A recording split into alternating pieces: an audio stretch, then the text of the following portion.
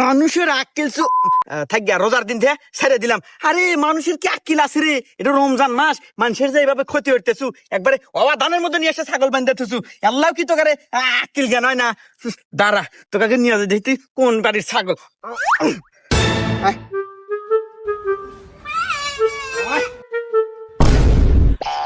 C C C, রোজার দিন। হে বাবু, এ ওঠো, ছাগল নিয়ে আমার ক্ষেতের মতো বেঁধে থুই যাও। আমার ক্ষেত খা একবারে পালিশ করে হালাইছে।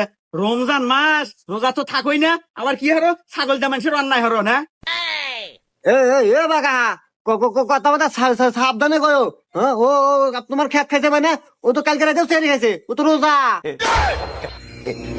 খালার মাতালে কি না কয়, আর ছাগলে না কি খায়। এখন আমি জানি তোর হাতে এখন কথা কয় কোনো আমার লাভ হবো না। তোকে আমি আজকে সাবধান মতো কয়ে গেলাম, তুই ছাগলের শাসনের দিস, আমার খাতে রাখলে তোর ছাগল না যায়। ও এই কথা, এই কথা।